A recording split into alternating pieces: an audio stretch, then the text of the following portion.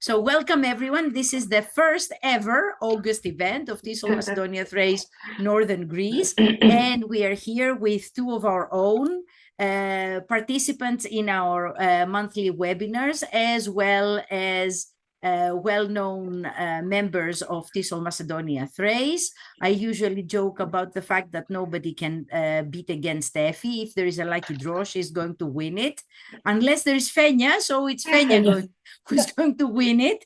So yes, Effie has been a member of Tesol for many years. She was actually on our last ballot as well, and I hope on future ballots as well.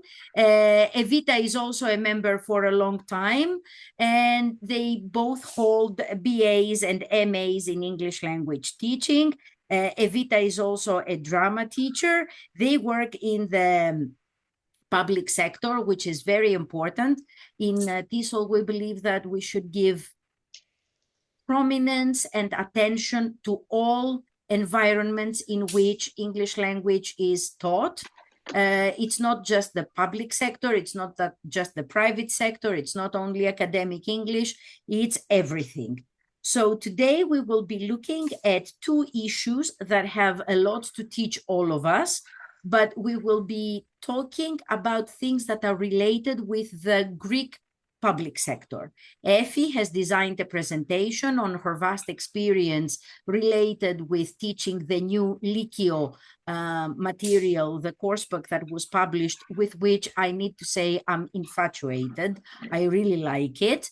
I believe it's a very good first step towards creating materials that are interactive, but Effie is going to tell us more about that. And then Evita is going to give us some information about how we can deal with those first days. Now, what Evita is going to tell us is particularly important because both of them, both Effie and Evita, are used to dealing with classrooms that count something like 30 to 32 people. So this is very important. Who am I to talk when I have only 8 in my class?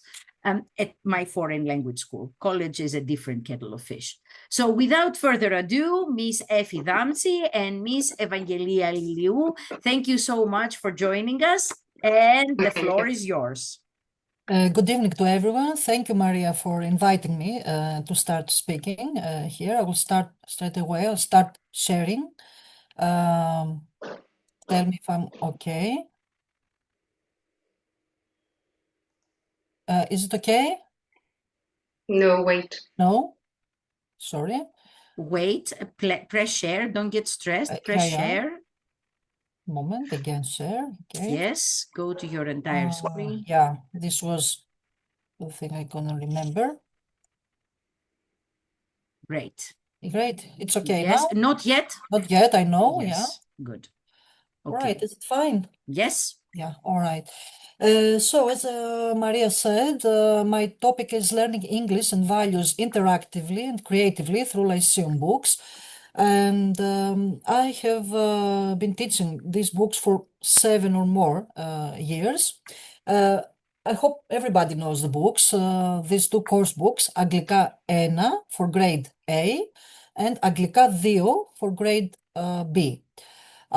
B class and A class in other ways. I will try to stress a few facts about the books. These are books that do not belong to the type of traditional books as we all know them from private school institutes, language institutes, because they give the teachers or all teachers of English the chance to modify the material and adapt it to students' needs, depending on class size, depending on the origins of the students.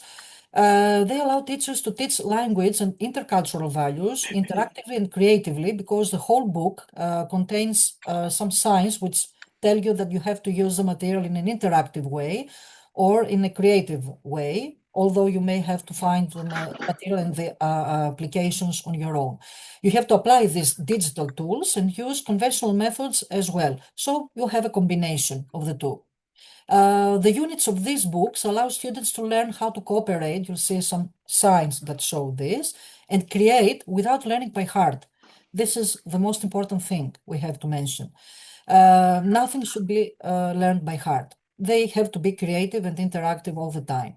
And something which is a little bit negative here. They contain specimens of grammar and vocabulary. This means that most books, as we all know them, have a lot of activities concerning grammar, vocabulary, all that stuff. Here, things are a little bit peculiar, meaning that some units have grammar, some units have vocabulary activities, some units have both, some units have nothing. So you have to invent these activities, find your own material, construct your own material, and do what you can in order to teach a little bit of grammar and a little bit of vocabulary. The topics of the course books, I have selected the topics that are connected to both books, have to do with social matters, everyday social matters that are prevalent in everyday society. Integration, migrants and refugees. This is for these two course books, the topic. Work, duty and dangerous jobs. Art and artists. I have to stress here that there are biographies of famous painters, for example, Van Gogh in grade A book, Leonardo da Vinci, Renaissance painters in grade B book. Animal rights, we take a look at animal life, not from the side everybody sees it, how we love animals, what we can do, feeding, all that stuff. We take a look at their rights. Fast fashion, which is not a normal fashion topic as we know it from magazines or TV. It has to do with the environmental aspect of fashion. Books, reading and writers, Jane Austen and Shakespeare in the second book, and matters of reading. Social media and how they affect the youth, but all of us as well. Freedom and personal independence, a value which covers the whole unit. Addictions, it deals with alcoholism, but of course you can include other stuff as well, having to do with addictions. Leaders and leadership, biographies of famous people who have dealt with human rights and human values, and the whole unit dedicated to human rights. This, of course, human rights permeate the whole book. We have to say a few more things about how we have approached the activities. Most of the times, it is better if we had classroom in our classroom computers. But if we don't have, we can use the interactive board, and this is okay. It's optional, but it is better to have computers in class in order to depict and comment better on the topics. What I do in my class is that I put posters sometimes that depict the main topics of the unit we are in.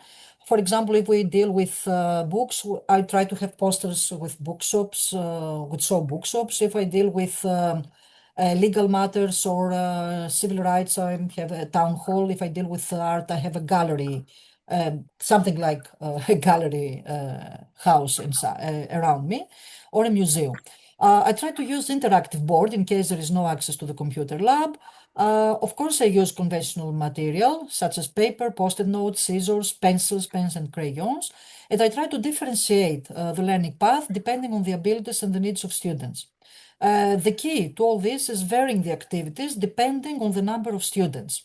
I used to teach at the Intercultural Lyceum and Gymnasium. I had the chance not to have a lot of students in class, but when I have, I try to vary the material, and sometimes successfully, sometimes with a lot of try. Activating prior knowledge of vocabulary and unit topic. This is the first part of a lesson plan. This is what is called brainstorming for all of us. In the two books we have at the Lyceum, you can see this sign, which is the sign of the video. There are videos, but before watching the video, I tell the students to write words that come to their mind before they watch it. They compete in groups, in pairs, or individually. They stick post-it notes on the board or on a piece of carton under the title, "What do you know about the topic?" in order to prepare them. So after that, they compare, they contrast, and then they compose their answers. A variation of this activity is discussion of the topic in small groups or in pairs. You can see the two signs, group work or pair work. These are omnipresent in all books. They write the words on large sheets of paper that have been placed on the wall. Again, they compare, contrast, and compose their final answers. So here, the value we have in mind is communication. It's not only a value, good communication or effective communication, it is mostly a skill here, a value as well. So in both activities, communication is of utmost importance. Continuing with these activities, brainstorming again, an activity that is very important to me. I give the students a word which is associated with the content of the unit. For example, if we are in a unit which deals with books, I say the word book. And I ask the students to say another word related to the word they heard. And then the next student continues in the same way. And we write all the words on the board or in a large piece of paper, creating a word wall. An alternative digital way here is to post electronically if we have an interactive board or if we are in the classroom or if we are in the computer lab. We have two very useful platforms, Linoit and Padlet. Students can post on it and we can create a word wall here. Since these two are interactive, students can cooperate and they can also find their way through communication better. So they learn how to communicate via these activities. You can see some examples here of word walls, and these are the signs of these two platforms. In the second part of the lesson, we have activities that focus on the content of the unit as far as vocabulary and grammar is concerned, as you can see. In these activities, you all know true-false questions, gap-filling activities, matching activities, multiple-choice questions, grammar activities, or true-false or of similar type statements. Here, I have found one of the activities in Unit 4, as far as I can remember, Van Gogh. It's in grade A book, and we have transformed it in a while just to stress an important value, which you will see at the end of the activity. I chose this activity to tell students that they can become actors or actresses.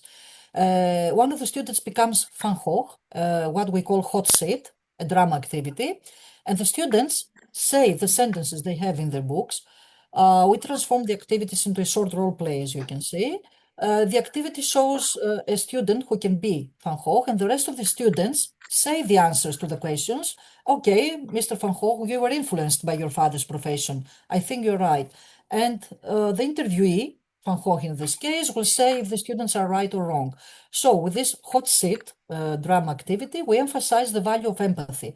We put ourselves in the face the other person is going through, or in the life of another person. Continuing again our practice, we have gap filling activities, two variations of a hot seat. We transform biographies or texts that present important people and their lives into role plays. Here is a pure interview, a question and answer form. Another version of the drama technique called hot seat. This can be found in the second book, where we have Renaissance arts and artists, which is hot seat. Instead of saying, okay, he was born there, his fields of work are this and this, one of the students becomes one of the artists and the others ask the questions. Where were you born? What are your fields of work? And they complete that. We can also have another activity, which is a matching, not exactly a matching, which is a gap filling activity. Instead of filling in the form, you can see it on top of the page of the slide. Instead of doing that, another student becomes again the same character, mostly in biographies or in texts in which a person, the character, narrates his or her own story. Differentiation again of the hot seat technique. We also have matching questions to answers, spotting parts of the text in which the answers to the questions can be found. Through these activities, we try to become the person who is interviewed. So we try to become, let's say, followers of this person and feel like him or her. Again, in this activity, in the same part of activities, in the second part of our lesson, you can see the sign which says A, capital letter, and A, small letter. This means that we have a reading comprehension text. Here, I give titles to students to match them to the reading texts of the units, and I give that to do it in cooperation. Stripes with titles on them that can be matched to the paragraphs, and giving the activity the form of competition, but healthy competition in a way in which groups of students compete, and the group that finds most of the answers is the winner. This is the matching activity. Again, emphasizing collaboration and interaction. If we want to follow the digital way, there are some tools here, the H5P content, through which you can create drag and drop activities, true false activities, multiple choice, and the students themselves can do that. You don't have to be a teacher to do it. Crossword labs, in which we can examine the activities more interactively, matching definitions to words, Quizlet, matching images to words, and Kahoot, which makes students have fun and gives them the chance to be even more interactive if we have access again to computers. It is useful for multiple choice questions and grammar activities, all this, but I have to stress that here the content of the activities is still value oriented. We stress, we do activities that have to do with the content of the unit. We don't do simple, let's say, activities that are true, false, or multiple choice ones. Again, in the second part, we skip the part of multiple choice questions and grammar activities. Of course, they can be handled in a digital form. We have the experiential learning, which enhances creativity, another value that students should have, also teachers. Here, I give the students some written text. I read the text to them, and I tell them to paint, draw, sketch what they hear, or describe what they have later, what they have drawn or painted, in a way that reminds us of being in a gallery. And then we award the prize to the best painting, to the best drawing, or to the sketch. I have transformed an activity here which tells you to write about a favorite painting of yours. Instead of doing that, I tell the students to paint something, sketch something, draw something, give it a title, type of painting, height, width, the year it was painted, and some viewing notes. And then this can be done in pairs or it can be done in groups. But we stress creativity, more or less here. It's kind of experiential learning. Moving on to the third part of our lesson, here we do activities that are based on part A and part B in combination. What did students learn? Which values and social issues were presented in the units? Here we have creation and interaction and learning, speaking, writing about social intercultural values as well as problems is important. Cooperating, discussing, communicating, collaborating, making decisions, solving problems, presenting new ideas are all in the game. Moving on again here, we have to pay attention to the role of the teacher who lets students discover the social issues and the socio-cultural values dealt with in each unit. He is the one who incites the students and inspires the students, and the one who provides tools that will allow them to interact and create in order to make the system of values mentioned in each unit stand out, be prominent. On the part of students, the students themselves should discover this world of values and social issues and deal with it more creatively and interactively to present the result at the end of the lesson. So students should understand and represent what they have learned. In this part, the teacher can write some questionnaires in order for students to spot the social issues and the socio-cultural values that are presented in each unit. Of course, we have the conventional questionnaires, as we all know them, but we can also construct some digital ones if we have access to computers. We could use SurveyMonkey and Google Forms, we all know them. And students can write some questions, or the teacher can write some questions which the students answer.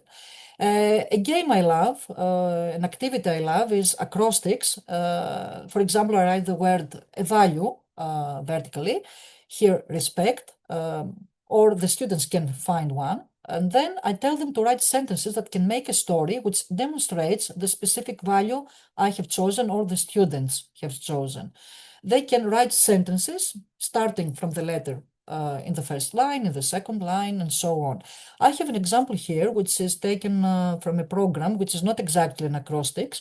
I told the students to write what a migrant refugee-friendly school looks like. So I chose the word school, and the students wrote sensitive, clean, helpful. So in a way, this was an activity that showed what value system they incorporate into their way of thinking. And word clouds are very, very interesting, and they help you visualize your ideas. They can create word clouds, of course, again, conventionally in the traditional way, taking a piece of carton, putting some words inside of them, giving them a shape, having fun. But also, word it out and Wordle are ways, digital ways, that can help students visualize the social issues and values they have found most important in the unit they have studied. Word it out and Wordle. Not finally, just before the end of these applications, we have mind maps. Of course, we can again write the mind maps we know, create mind maps or construct them in the traditional way. Two very important mind maps, digital mind maps, sorry, are Babblas and Coglit. Coglit is very important because students can cooperate. It's interactive, meaning that when a student works, another student can work at the same time, and the result can be collaborative. So students try to cooperate, speak with each other, and communicate in order to present something which is very impressive in a way. I have chosen two examples here. What are the main reasons that refugees are welcome on the island of Tilos? The students can create that and show what values and important aspects of life can be stressed when a refugee or a migrant or a person who has tried to come to our country and work lives and experiences. And the second is about addictions. We can write, for example, what substances and behaviors could be addictive. And of course, we can give solutions and how we can avoid addictions and what values should we have in order to avoid all that stuff. PowerPoint, which is very important, everybody knows PowerPoint. Through PowerPoint, we can stress famous people's lives throughout the book. I have chosen Nelson Mandela here and Martin Luther King, the ones who insisted on human rights and insisted on having special human values if we want to be successful in life, like respect, solidarity, creativity, innovation, interest, cooperation, collaboration, equality, dignity, justice, peace, everything that comes into the game. And we can create a PowerPoint by stressing the importance of values by being based on the content of the book, on the content of the unit. Staging and simulating, we go back to theatrical techniques, and here I have chosen debates and discussions, mostly debates, because debates are the ones that show that we have to be respectful and active listeners. Very important values in our life. So in debates, we discuss debate by assigning roles in our class. The students should store vocabulary and adapt certain data, become another person and certain information. They can use an electronic tool in order to find useful vocabulary having to do with values and social issues, like Cambridge Dictionary. And of course, they communicate with each other by becoming active citizens. I have chosen two examples here, which have the sign of debate in both books, mostly in the second grade. We can organize a debate having to do with family, who is responsible for children's upbringing, family or friends and peers. So again, we examine values. Or another debate which has to do with book burning, very, very important in the third part of the book, because this shows what kind of values you have if you burn books, what kind of values you have if you don't burn books. It's a debate. Finally, we have role playing, well, finally, one before the end. We have narratives and photos which can be turned into role playing, touching very, very important topics such as refugees, migrants, and important topics such as human rights and animal rights as well. Pair work is very important here because we can have theatrical role plays, theatrical activities, but we can also have simple pair work in which the two students cooperate and become, in a way, actors or actresses. And staging speeches, it's very, very important. We can stage a speech in order to deal with problem solving. We have to be very, very critical and have value thinking. For example, if you see the sign which says further practice, most of the times in these books, you are ready to see topics like this.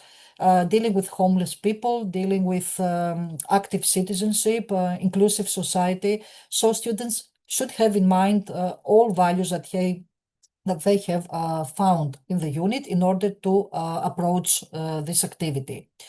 Going back to theatrical techniques, we have frozen images. We can represent a value by pausing, moving, or stopping, creating an incident that shows a value if you want to represent it theatrically.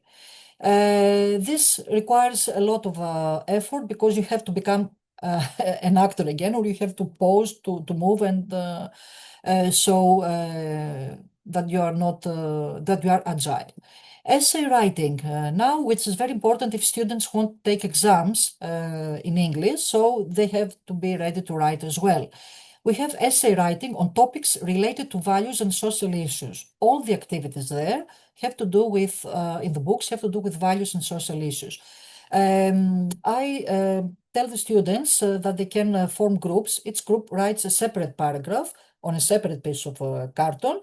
We place them on the wall, and one piece of carton leads to the other via an arrow. So students can go around the class, watch what the students have written, and understand the topic better. Alternatively, these essays could be written collaboratively by using Google Docs, like this topic, which is very important because it requires a lot of thought and critical thinking. A significant number of people is struggling with certain addictions. Can you write an essay in order to suggest ways to deal with the problem? So this can be done collaboratively. Of course, it can be done individually, but if students cooperate, the result is more important, more useful. Songwriting, in the two books you can find songs. You can listen to the songs if you want to do this job straight away. You can write a song either by changing the lyrics of another song or by creating a new one. Students could write their own value song in which another person speaks about a human value. You can contain various words that show important socio-intercultural values. And you can use AI tools, which are very, very useful here, Suno and Soundraw, in order to create your own song. And you can 5 minutes. isolate value. Yeah, thank you. Posters, you can create posters on environmental issues and values, conventional ones, or by using Poster My Wall and Canva. You can choose Human Rights Day and suggest what you can do at school. You can present recycling activities. Or you can present a poster with effective leadership. These are some of the topics chosen in the book. Our conclusions: the way the activities are organized in Lyceum course books emphasizes the 4 C's of learning: critical thinking, collaboration, creativity and communication, values and skills at the same time. They form part of the social and intercultural values needed in dealing with social issues and problems. The content, the orientation, and the way of adapting the activities and the material of the course books in general enable students to learn about or learn social and intercultural values creatively and interactively. And finally, challenges and opportunities. Apart from teaching, some people say that teaching English at the public sector is risky. You cannot develop professionally. It's not true because the variety of the content of the Lyceum coursebook units enables teachers who teach different topics and subjects to cooperate, to plan a lesson together. For example, fast fashion could be approached by a chemistry teacher and an economist, The topic of books could be dealt with by a philologist or a teacher that teaches philosophy, interdisciplinarity. The topics of the two Lyceum course books could form the basis of teachers of English in cooperation with other teachers, conducting educational programs, national or European ones, that deal with health, cultural, and environmental matters. So the value of cooperation matters even for teachers. For the end, a getting to know each other activity, just to let the other speaker continue. For the first day, you can set some music playing. Students move around the classroom. The teacher stops musing. Students stop moving, see who is in front of them, share information, memories, and hobbies. In order to transform the first activity, which is in grade A and grade B book, in order for the values that matter, which are mutual understanding, communication, respect, and active listening. So let this ending be the beginning of a fruitful school year. Thank you for listening to me, and the winner is now the second speaker, who is going to show you even more activities. Thank you. Thank you so much, Effie. So many activities, so much richness in those books. As I said before, I believe that the Ministry of Education has taken steps towards the right direction. Thank you so much. I hope I haven't tired you. I'll stop sharing. Yes, you can stop sharing. Thank you so much. And we welcome our second speaker, Miss Evita Liliou, who is going to talk to us about first day activities. And Effie, you have some messages of thanks from the participants. Thank you all for listening to me. I hope I haven't tired you. And you were 2 minutes earlier. Thank you.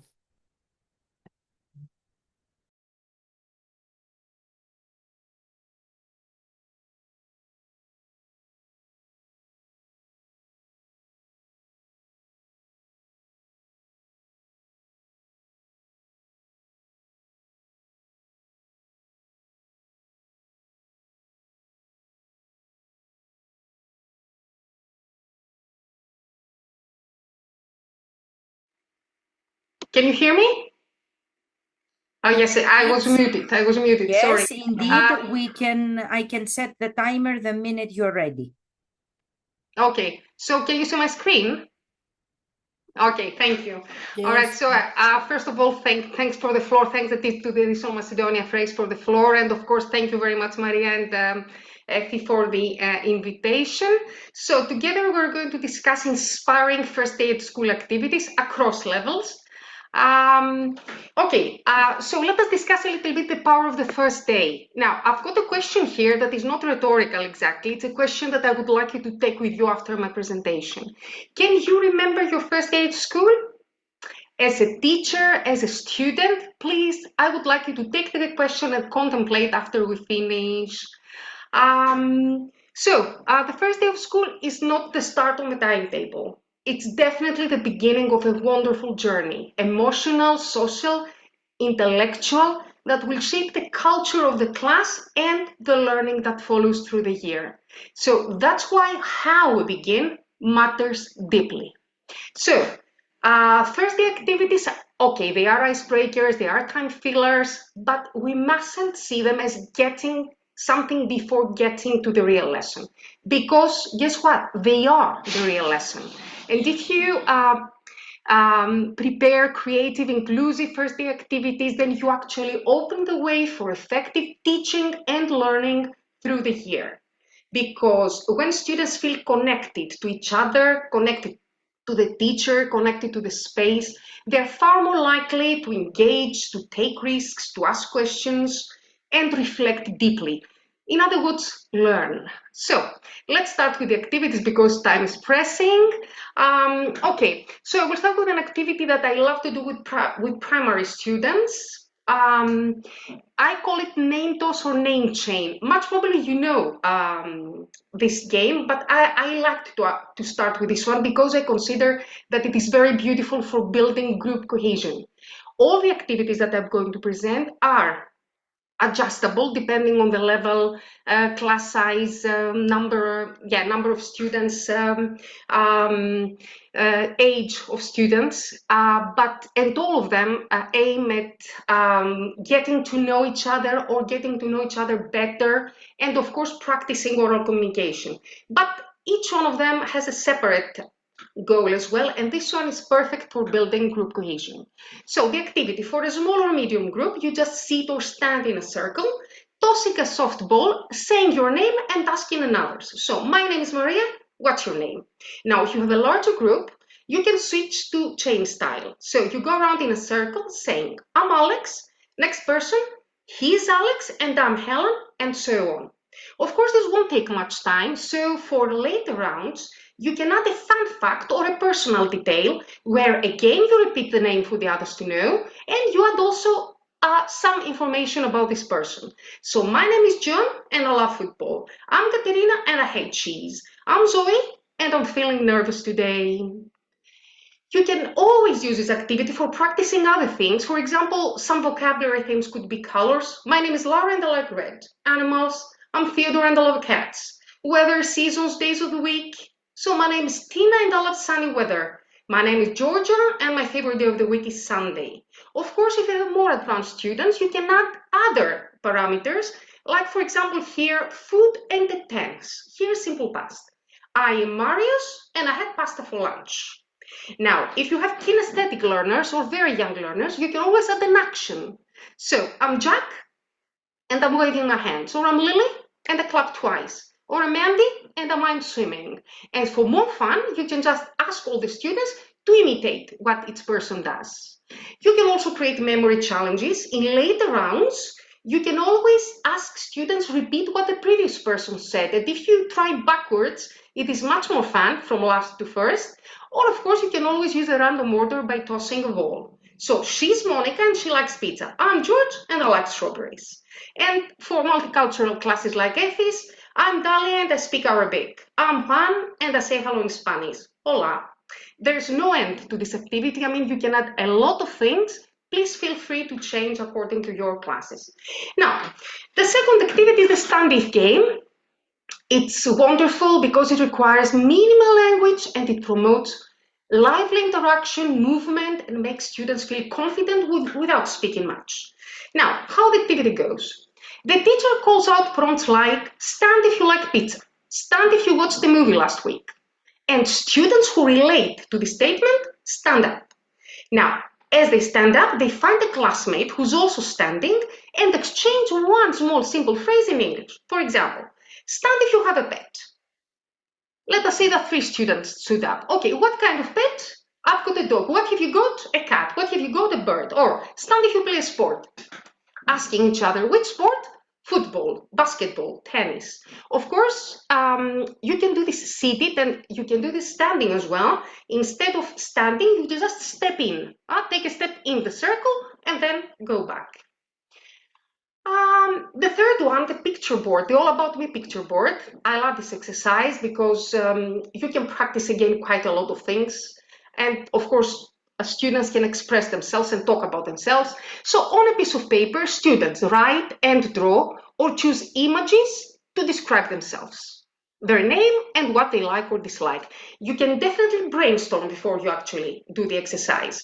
Then after they finish, students present themselves with simple phrases. I'm Anna, I like pizza, I've got a pet, my favorite color is green. Okay.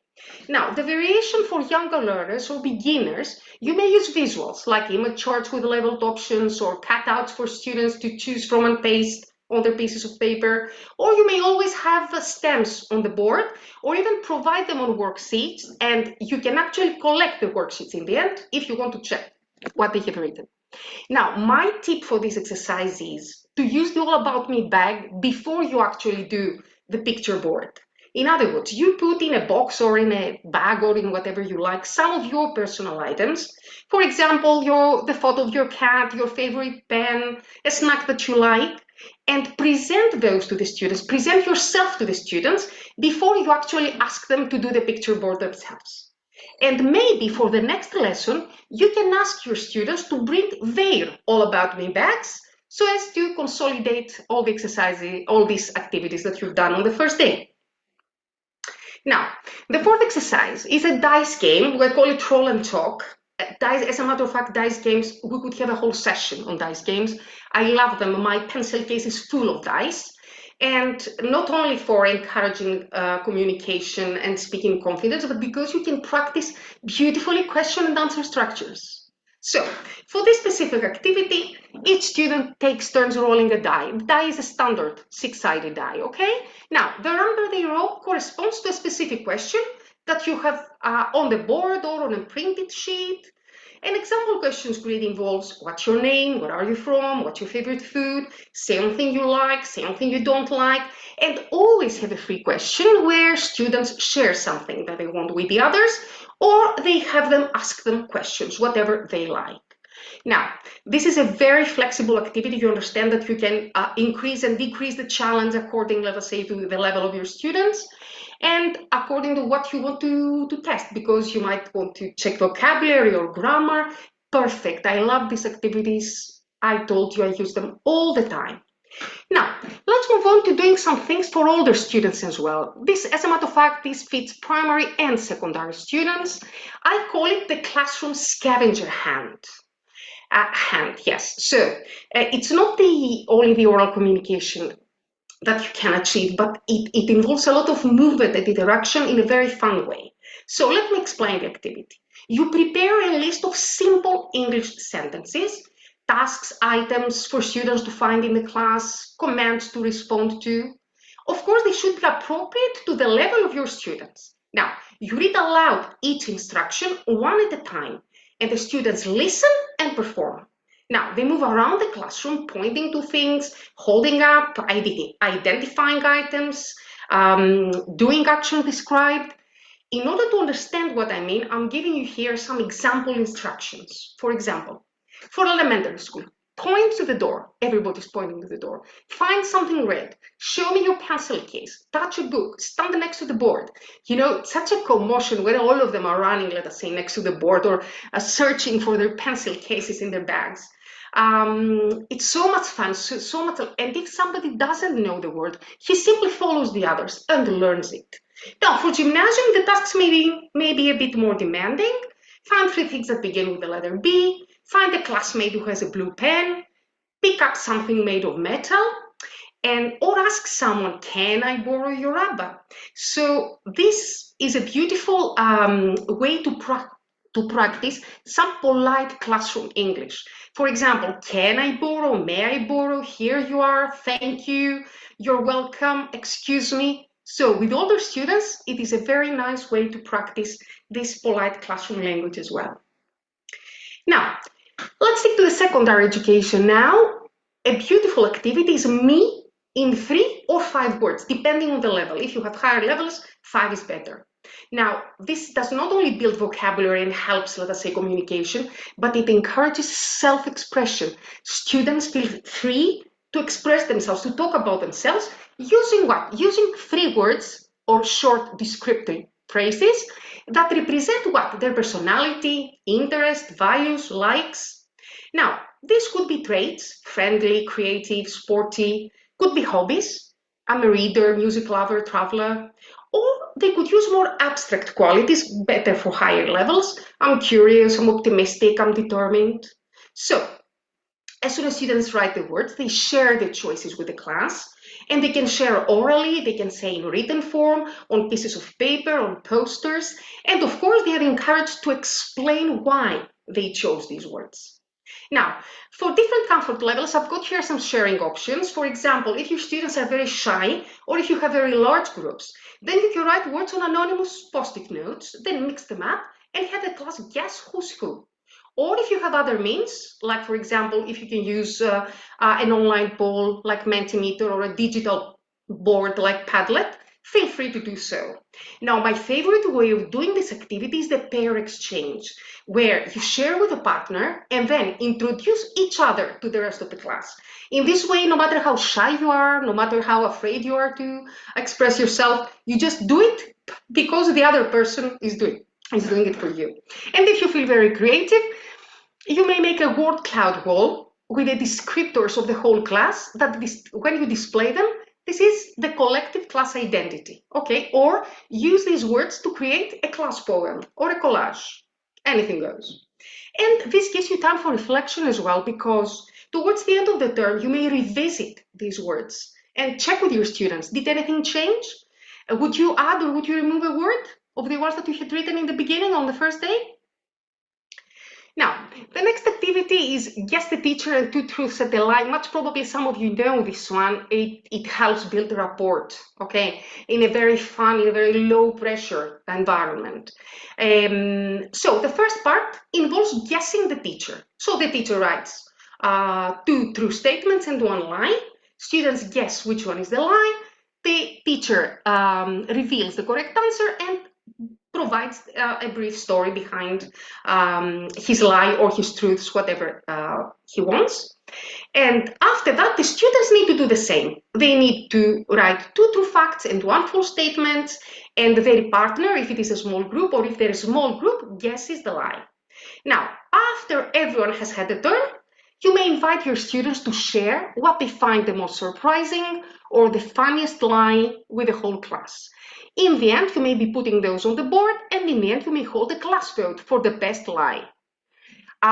You can always have a memory challenge if you have time after, let us say, this round, and you can ask students, okay, let me quiz you now. Who said this? Or what is the lie that Evita said or Maria said? Endless possibilities here as well. And now let's move on to my very, very favorite activity that I always try to do, if not on the first day, definitely on the second or on the third, surely the first week. And I call it English timeline, or what I want from this class wall. It's not only the student reflection that you encourage on their previous experience with English language, but the fact that you help them express their expectations for your course. So, on a piece of paper, students create simple timelines or write some statements about their English journey so far.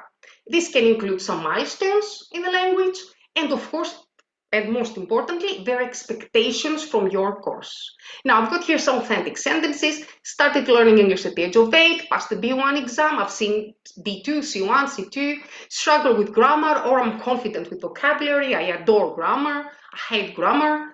And most importantly, I want to study abroad, I want to understand song lyrics, number one priority. I want to speak with friends online, number one priority as well. Share the first place. Now, after they prepare their timelines, in a circle, the group discusses those timelines. Of course, they might also they might write on sticky notes so as to put them on the classroom wall, or a shared poster, or even a digital board, if you have this kind of means, on a Padlet, for example. Now, why this is my favorite exercise? The first thing is that I always revisit the wall or the papers mid-year around Christmas, and again at the end of the course around Easter, to reflect on the progress that students have made. And most importantly, and I give it here as a tip, at the end of this lesson, at the end of this hour, I collect the timelines to inform my own teaching, because I've got a map of my class. I've got all the expectations of all my students in my class easily on day number 1 or day number 2 or 3. But the thing is that in the beginning of the year, I know what they expect from me. I know about their needs. So you understand how important this exercise, this activity is. It's not an exercise, it's an activity. Now, let me move on to another exercise that I love a lot, and it's called one-word poem. Now, if you want to build classroom identity, this is a great way to help students express their emotions and values and goals creatively on the very first day of the school. Very easy, just one word. So each student chooses one word that represents how they feel about the new school year and what they hope to experience. Now, you collect all these words, and together with the students, you arrange them on a large poster. Now, afterwards, while arranging, the students explain why they chose their word.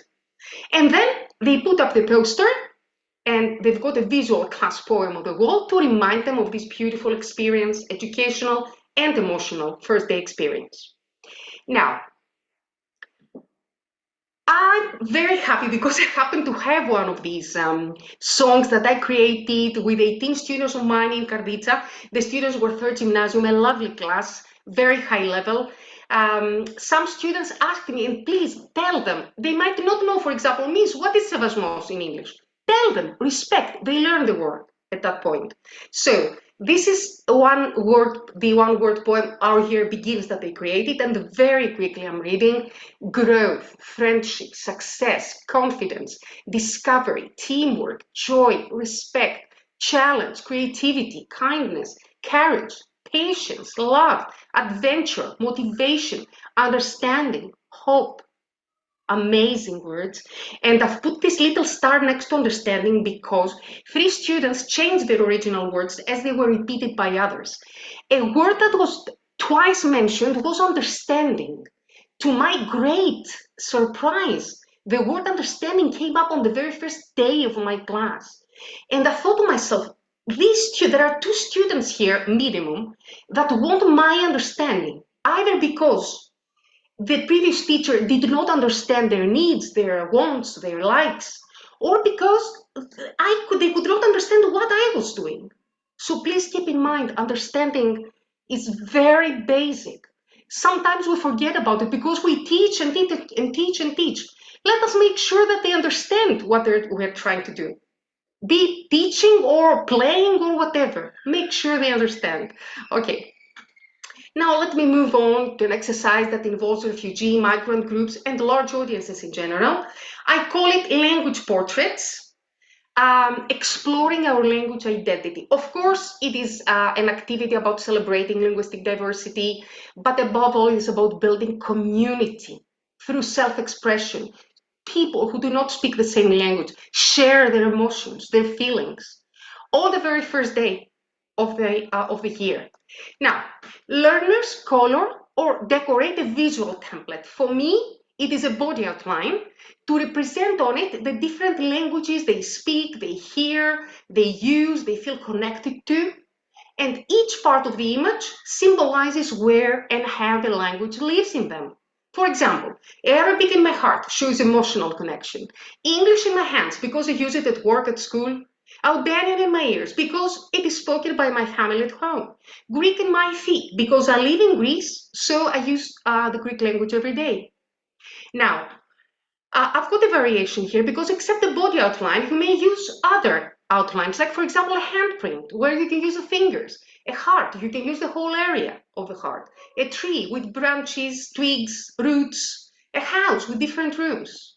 Now, with the large audiences, you can also create a collective mural on a body outline of a participant. So you ask for a volunteer, you just get manila paper, you have him lie on the manila paper, you make the outline, and then everybody is putting their the languages that they want to use on this template.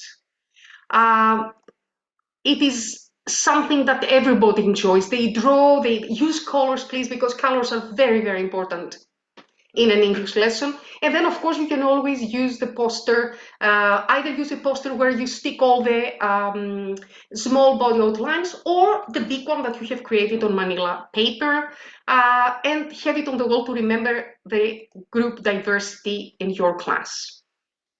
Now, I've got also a final activity because I think time is pressing. An activity that works with everyone, no matter the age, the level, the class size. I call it Would You Rather Walk to a Side activity. It encourages particularly spontaneous movement, spontaneous speaking, and it's a lot of fun. Okay, so how the activity goes. You clear the space so that students can move freely and safely from the one side of the room to the other, and label the sides option A and option B.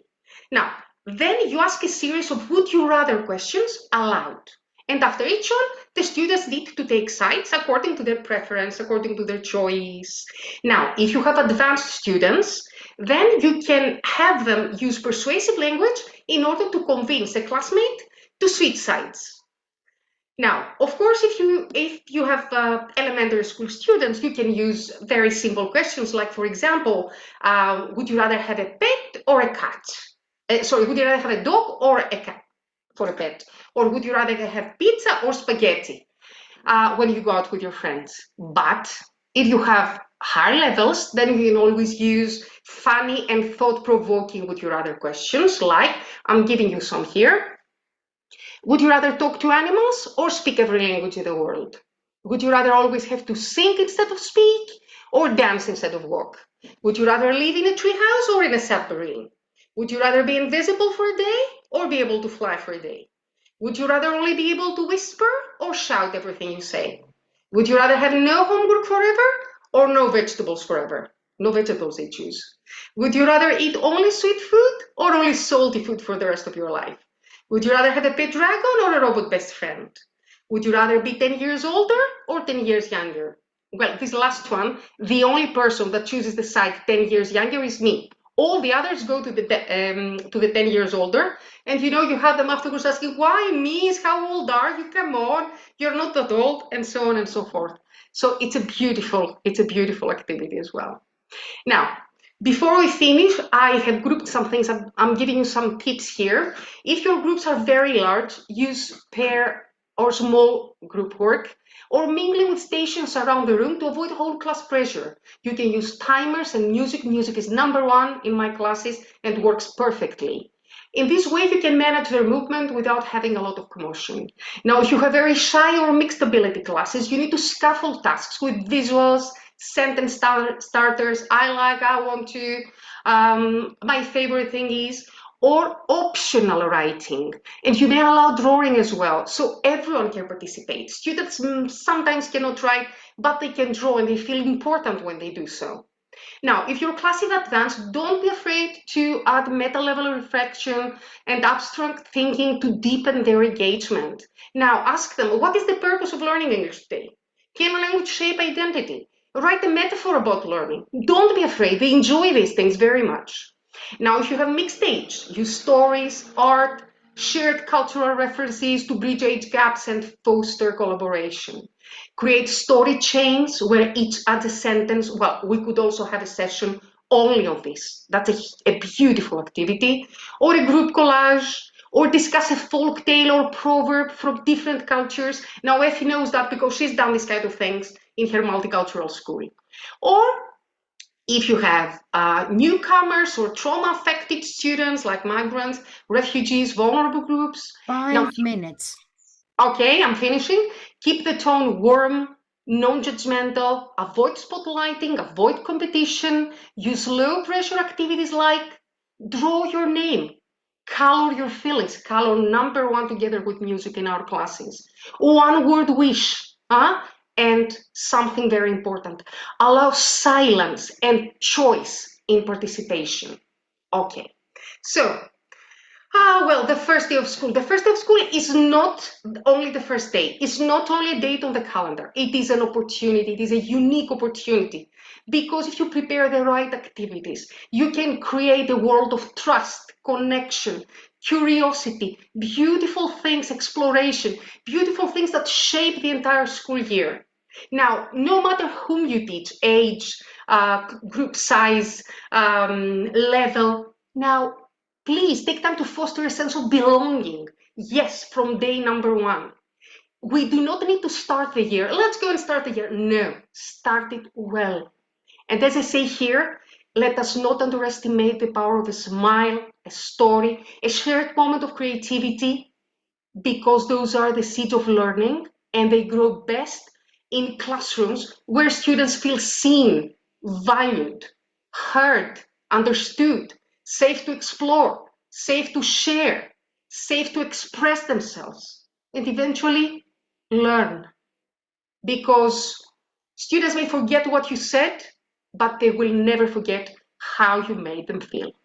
Well, I thank you very much for your attention. I know I was speaking very fast, but I wanted to share these activities with you because they work for me and I hope they work for you as well. Thank you so much. You have given us a lot of ideas. Thank you to both of you. If there are any questions or anything you would like to ask our speakers, anything you would like to comment, perhaps a variation of these activities that you do yourselves and you would like to share with us. As you're thinking, and as I'm giving you time to think whether or not you have questions, I would like to make a small announcement, which will be a big announcement in a few days, in the days coming. As you know, every September, we have a big event called Welcome Back Day Conference. This year, our Welcome Back Day Conference is going to be devoted to the memory of Mario Involucri.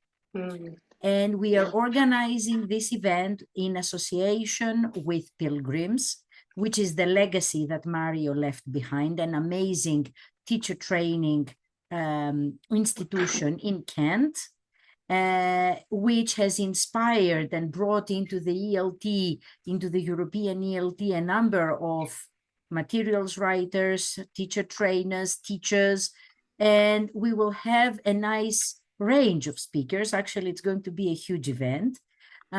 Personally, I started thinking mainly of Pilgrims, but Pilgrims themselves said that they would like to have other people.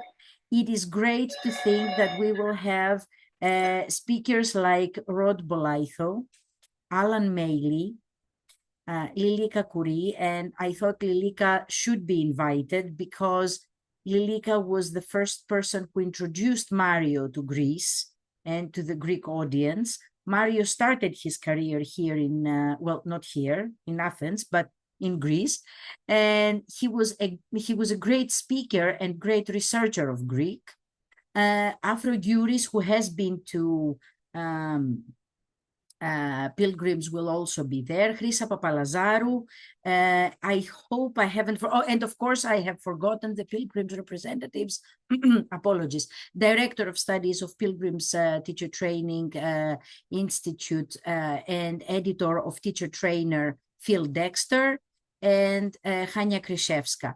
Of course, we will invite all our IATEFL associates and we will be doing our best to promote this event. Some of you might be thinking, why on earth are we honoring the memory of Mario Involucri and not Luke Prodromou?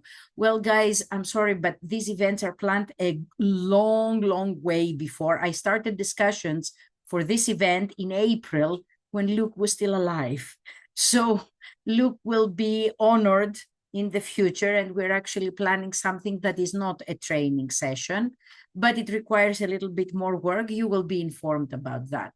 You will be also happy to know that for the next months, starting with October and finishing to May, to April and May, we have events lined up with a number of speakers, different types of events. Some of these sessions I've already attended and I really liked them. So I believe we will have a nice winter during which we can get inspired on our Sunday evenings. Please use your social media to repost our posters as we post them.